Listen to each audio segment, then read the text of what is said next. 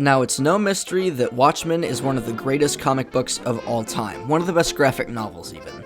Its influence in pop culture is undeniable, with its captivating characters, brilliant writing, admittedly ugly world, and its truly genius critique of the idea of the superhero. And it, alongside The Killing Joke, stands to be one of Alan Moore's best works of fiction. That opinion is shared by many, including film director Zack Snyder, director of films like Dawn of the Dead and 300. This is Sparta! And in 2009, Snyder directed the movie adaptation of Watchmen, which was subjected to mixed reviews. Now, I like both versions of this story, and after seeing the trailer for the new animated Watchmen movies, I'd say it's a good time to look back and compare these two. So with all that being said, let's get started.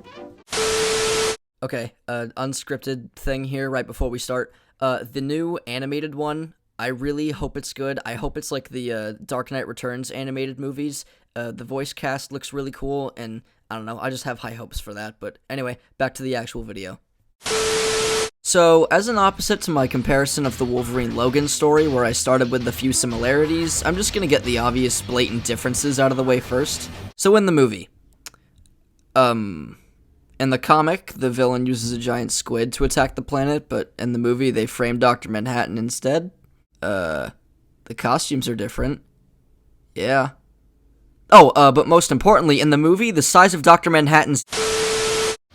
Sorry, had to get that out. What? Anyways, there aren't too many differences between the comic and movie, and that's thanks to Zack Snyder's directing, but that's also where the movie's one major difference comes from, too. You see, back when this movie was being made, Snyder wanted to make this movie the most comic-accurate thing ever, line for line, panel for panel. And I mean, how hard could it be? He already had a pretty good comic book adaptation under his belt, what's another one? There was one big problem with this. Zack has a very specific style and preference for his comic book stuff. You can go and look at this for yourself if you don't believe me, but Snyder has gone on record saying that he doesn't really like comics that don't have killing and sex, and if he got to make a movie about Batman, he would have Batman get assaulted in prison. You what? Even I don't know which side to root for now. Zack thankfully liked Watchmen, but not because of how good it is, it's because it had sex and violence, and that's why his adaptation of it misses the mark so bad. And while his adaptation of 300 is pretty good, that story is literally just an exaggerated battle of Thermopylae and doesn't have much in the way of story, which isn't a bad thing, but still. If you want more analysis of Snyder specifically, I'd highly recommend the Cosmonaut Variety Hours video on Batman vs. Superman. It sheds a lot of light on stuff that at least I didn't know about, and it's also really funny. He destroys the local 7-Eleven, the local Sears, and the local IHOP, and that kind of domestic terrorism would never be forgiven. I had said that Snyder's Watchmen had missed the mark with adapting the comic because of his preference for sex and violence, and that's because the comic isn't about that. I like to pick out a pretty famous scene from the movie to prove this point. In the scene, two of the main characters are attacked in an alleyway without their costumes. In the comic, it's an ugly, dirty scuffle between the two heroes and the thugs. No martial arts or fancy poses, just people struggling. But in the movie, it looks like this. Brutality. Double kill. Triple kill. Fatality. Now, yes, the comic had violence in it, but not over-the-top bone-breaking karate that you're supposed to cheer for. The comic is repulsed by the violence. On paper, I guess this wouldn't affect much, but that falls apart when you look at the point of the Watchmen story, which I've been dancing around up until now. This is an alternate version of the real world in 1985, where Nixon is in his 4th term and the US won Vietnam with the help of Dr. Manhattan and the comedian. The story is about the role superheroes play in society and what it would look like in the real world, and as such, nothing is pretty like in a comic book. As showcased earlier, superheroes don't fight cleanly. Some of them may be seemingly kind-hearted, sure, but some of them have no issue murdering people. One of them is a prejudiced lunatic who acts like a detective, one of them is a borderline evil murderer, and the only one who has actual powers almost couldn't care less about humanity at all because he perceives himself to be so far above it. All of this while the Cold War and threats of World War III are in full swing, and you have a truly miserable narrative. Snyder either didn't understand this, or it didn't translate very well into his adaptation, because the movie doesn't really show that ugly world. It just feels like you took the comic and put it to screen, but without the themes and meaning it originally had. Which sucks, because Zack went above and beyond to make this look just like the original.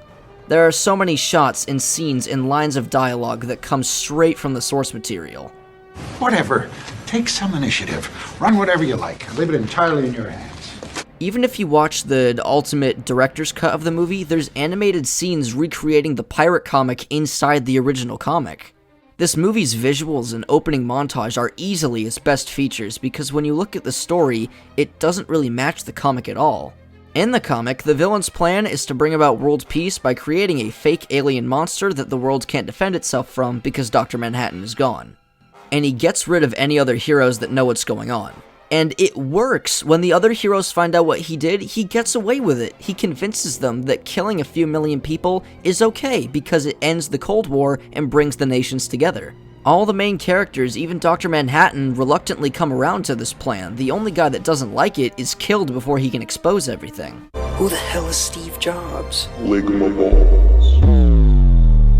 But in the movie, Adrian's plan is still to bring about world peace, but he does it by using nukes to frame Dr. Manhattan for attacking the planet. And he still gets away with it. Dr. Manhattan still agrees that Adrian's plan works. Snyder just made a Watchmen adaptation on the surface level, and not in a way like Lord of the Rings or No Country for Old Men.